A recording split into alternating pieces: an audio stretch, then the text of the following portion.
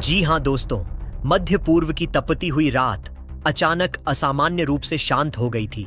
कई महीनों तक पूरी दुनिया को परमाणु युद्ध, तेल संकट और क्षेत्रीय संघर्ष के भय में रखने वाला अमेरिका और ईरान का तनाव एक अप्रत्याशित समझौते के बाद समाप्त हो चुका था। दुनिया भर के समाचार चैनल इसे शांति की सबसे बड़ी जीत बता रहे थे, लेकिन हजारों किलोमीटर दूर नई दिल्ली के रणनीतिक गलियारों में किसी को भी राहत महसूस नहीं हो रही थी, क्योंकि उसी समय अरब सागर के किनारे स्थित चाबहार बंदरगाह के आसपास ऐसी गतिविधियां शुरू हो चुकी थीं जिन्होंने भारतीय रणनीतिक विशेषज्ञों की चिंता बढ़ा दी थी। देर रात भारतीय खुफिया एजेंसियों को मिली उपग्रह तस्वीरों में चाबहार फ्री जोन के आसपास कई संदिग्ध काफिले दिखाई दिए। पहली नजर में वे सामान्य व्यापारिक वाहन लग रहे थे, लेकिन विस्तृत विश्लेषण में पता चला कि उनके साथ चल रहे कुछ वाहन उन्नत संचार उपकरणों से लैस थे।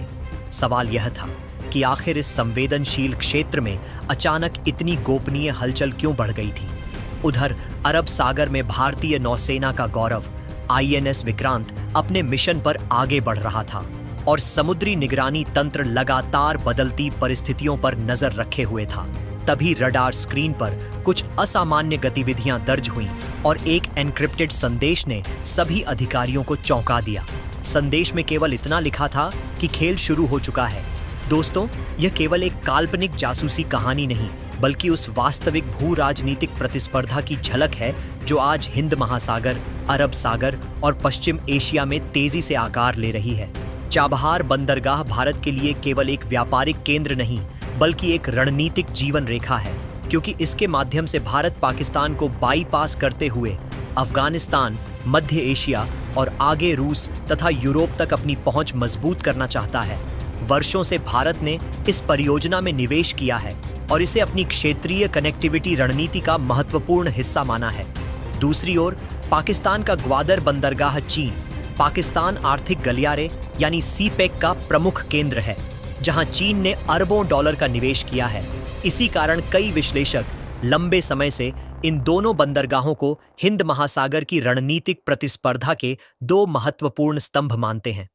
हाल के वर्षों में कुछ अंतर्राष्ट्रीय विशेषज्ञों ने यह विचार भी रखा कि यदि चाबहार और ग्वादर को किसी प्रकार के व्यापारिक या लॉजिस्टिक नेटवर्क के माध्यम से जोड़ा जाए तो क्षेत्रीय व्यापार को बढ़ावा मिल सकता है।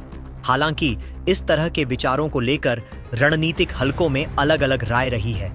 कुछ लोग इसे आर्थिक अवसर मानते हैं, जबकि अन्य इसे क्षेत्रीय शक्ति संतुलन के दृष्टिकोण से देखते हैं। वास्तविकता यह है कि चाबहार और ग्वादर दोनों का भविष्य केवल स्थानीय विकास का विषय नहीं, बल्कि व्यापक भू राजनीतिक समीकरणों से जुड़ा हुआ है। अमेरिका, ईरान, भारत, चीन, पाकिस्तान, रूस और खाड़ी देशों के हित इस पूरे क्षेत्र में एक दूसरे से जुड़े हुए हैं।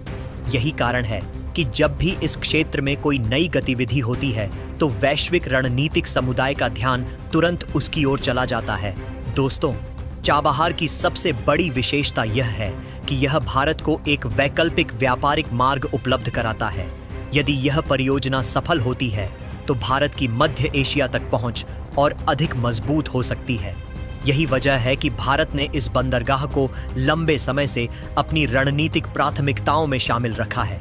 वहीं दूसरी तरफ चीन की बेल्ट एंड रोड पहल और CPEC के कारण ग्वादर का महत्व भी लगातार बढ़ता जा रहा है।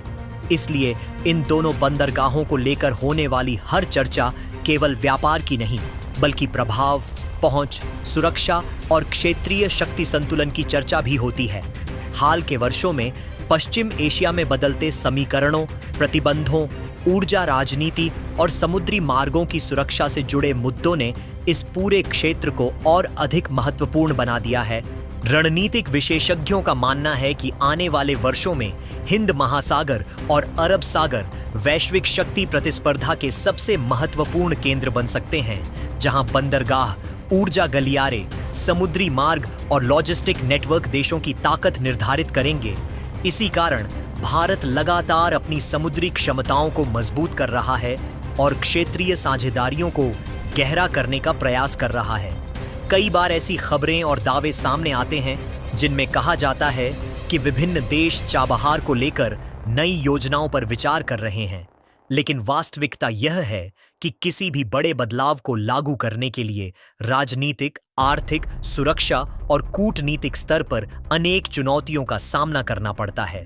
इसलिए किसी भी प्रस्ताव को तुरंत वास्तविकता मान लेना उचित नहीं होगा। हालांकि यह भी सच है कि बदलते वैश्विक समीकरणों के बीच भारत को अपनी रणनीतिक उपस्थिति मजबूत बनाए रखने की आवश्यकता है। विशेषज्ञों का मानना है कि भारत को चाबहार परियोजना, अंतर्राष्ट्रीय उत्तर दक्षिण परिवहन गलियारे और अन्य क्षेत्रीय संपर्क परियोजनाओं पर लगातार ध्यान देना होगा ताकि उसकी दीर्घकालिक रणनीतिक स्थिति मजबूत बनी रहे। दोस्तों, इतिहास गवाह है कि समुद्री मार्गों और बंदरगाहों ने हमेशा वैश्विक शक्ति संतुलन को प्रभावित किया है। जो देश व्यापारिक मार्गों पर प्रभाव स्थापित करते हैं, वे आर्थिक और राजनीतिक रूप से भी मजबूत होते हैं। यही कारण है कि आज चाबहार, ग्वादर, हॉर्मुज, जलड मरुमध्य और हिंद महासागर का पूरा क्षेत्र वैश्विक रणनीतिक चर्चाओं का केंद्र बना हुआ है। आने वाले वर्षों में यहाँ होने वाली हर नई साझेदारी, हर नया निवेश, हर नया समझौता और हर नई कूटनीतिक पहल पूरे क्षेत्र के भविष्य को प्रभावित कर सकती है। इसलिए जब हम चाबहार की बात करते हैं तो हम केवल एक बंदरगाह की बात नहीं कर रहे होते, बल्कि उस व्यापक भू राजनीतिक संघर्ष की चर्चा कर रहे होते हैं जिसमें व्यापार, ऊर्जा, सुरक्षा, समुद्री शक्ति और वैश्विक प्रभाव सभी दांव पर लगे हुए हैं। और यही कारण है कि नई दिल्ली से लेकर तेहरान, इस्लामाबाद, बीजिंग, मॉस्को और वॉशिंगटन तक हर रणनीतिकार की नज़र इस क्षेत्र पर टिकी हुई है, क्योंकि भविष्य की कई बड़ी कहानियां शायद यहीं से लिखी जाने वाली हैं।